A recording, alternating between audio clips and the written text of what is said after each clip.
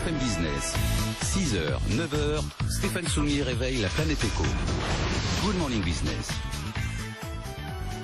Thierry Lepercq, voilà. C'est Thierry Lepercq, le patron de Solaire Direct, qui est avec nous. Bonjour, Thierry Lepercq. Alors, vous aussi, il y a de nombreuses années qu'on se parle et il y a de nombreuses années que vous m'expliquez toujours la même chose. Moi, mais c'est ça un entrepreneur, hein, Thierry Lepercq. Vous avez une vision. Vous avez une vision il y a combien de temps? Il y a plus de 10 ans. Tout à fait. C'est cette vision du solaire compétitif avec une confiance fondamentale sur le fait que cette énergie, qui est différente des autres, c'est une énergie électronique, a un potentiel de compétitivité qu'il fallait construire et aujourd'hui on y est arrivé. Nous avons au-dessus de nous la première des étoiles. Dieu sait que on en subit la force en ce moment et votre conviction c'est de dire mais c'est dingue qu'on dise que l'énergie solaire ait besoin de subventions pour être compétitif. Thierry Lepercq, depuis 10 ans, il dit le solaire, alors, sera ou est, où on en est aujourd'hui, Thierry Lepercq, la plus compétitive de toutes les énergies. C'est un chemin qu'on a fait en industrialisant cette énergie, en industrialisant cette filière. Et aujourd'hui, en 2015, nous y sommes arrivés,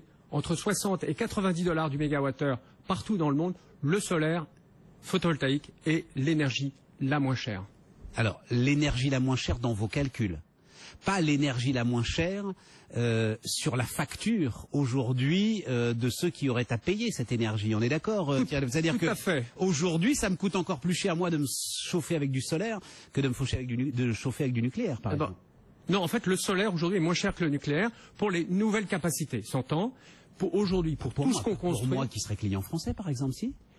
Voyons ça. Aujourd'hui, nous, on dit banco. Le solaire, aujourd'hui, n'a plus besoin de subventions, y compris en France.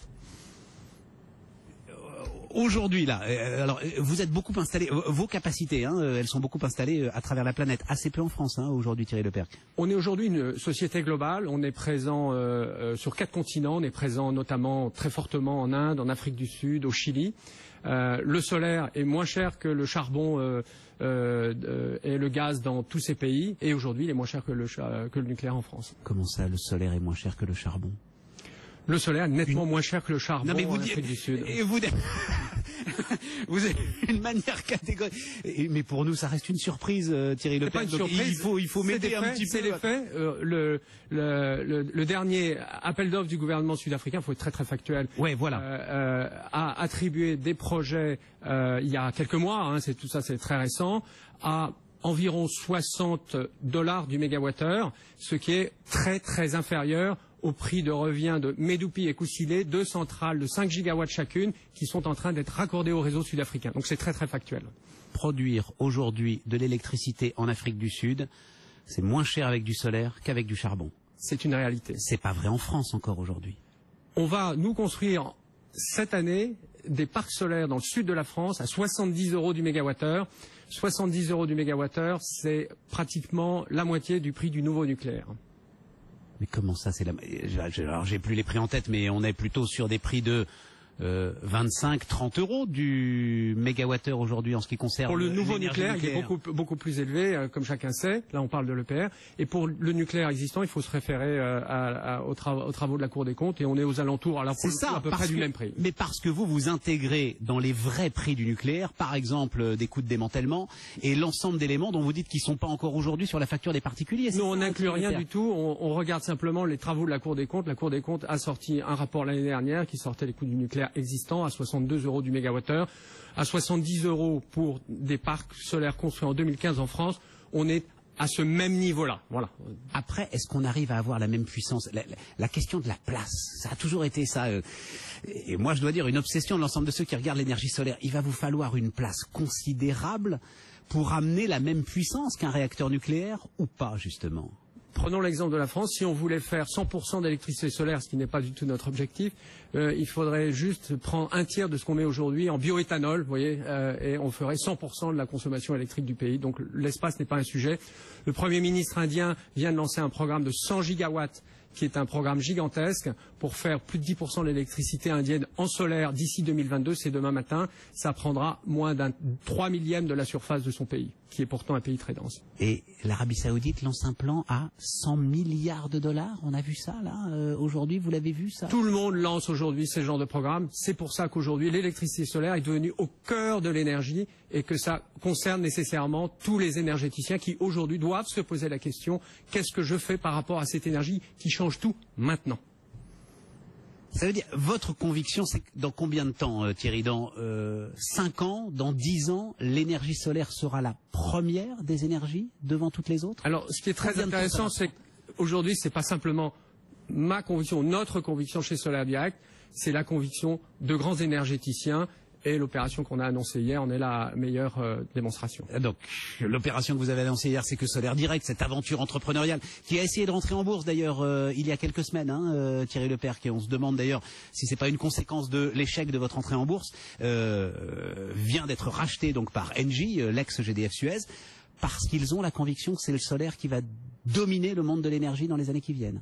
Oui, tout à fait. Cette histoire est très intéressante. On s'est posé la question de relancer notre introduction en bourse et finalement, on a une opportunité stratégique qui s'est présentée avec 2 réflexions stratégiques fondamentales qui se sont rencontrées. Et c'est une très belle histoire industrielle, en fait, ce qui nous arrive, ce qui arrive au groupe Engie. C'est la conviction partagée et construite par Isabelle Kocher et Gérard Mestralet que, effectivement, le monde de l'énergie va basculer vers de la décentralisation, vers la production décarbonée, renouvelable, et notamment, et tout particulièrement le solaire, que le solaire peut et doit être au cœur d'une stratégie mondiale énergétique. Et pour ce qui nous concerne, effectivement, notre route tracée sans discontinuer depuis 10 ans. Parce que c'est ça l'autre élément qui se marie avec le solaire, c'est que justement, on va peut-être en finir avec un endroit concentrant des puissances phénoménales et on va être sur une production d'énergie qui va être beaucoup plus, comme vous l'avez dit, décentralisée. Décentralisée, distribuée, intelligente. Tout ce paradigme des réseaux intelligents, de la production locale d'énergie qui répond à des besoins locaux, le solaire en est l'instrument un peu partout dans le monde et c'est au cœur de la stratégie du groupe Engie. Pourquoi est-ce que les investisseurs l'ont pas compris quand vous les avez sollicités pour une entrée en bourse? Parce que vous êtes trop en avance? C'est une question intéressante. C'est peut-être trop en avance. Je suis pas complètement sûr qu'on soit trop en avance.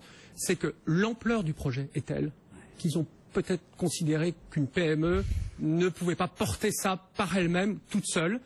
Et l'histoire qu'on construit aujourd'hui, c'est une histoire qui associe une dynamique entrepreneuriale, cette vision d'une société qui va garder ses équipes, son actionnariat entrepreneurial dans le cadre d'un projet industriel de 5 ans, et l'arrière-plan de ce qui est aujourd'hui le premier groupe énergétique, le premier producteur d'électricité dans le monde, dans 70 pays. C'est quelque chose qui va révolutionner le monde de l'énergie. Ce qu'on a annoncé hier est quelque chose qui a une ampleur qui va bien au-delà de l'histoire de Solaire Direct. Et ben voilà, c'est ça. Vous êtes venu nous dire que le monde de l'énergie dans 10 ans n'aurait plus rien à voir avec celui qu'on connaît, voilà, et que vous serez et qu'on est en train de le construire et qu'on va le construire dès à présent maintenant avec le groupe Engie. Thierry Lepers, le patron de Solaire Direct ce matin sur BFM Business. Et si le travail était la solution? Pendant 3 jours, 220 intervenants venus de 30 pays se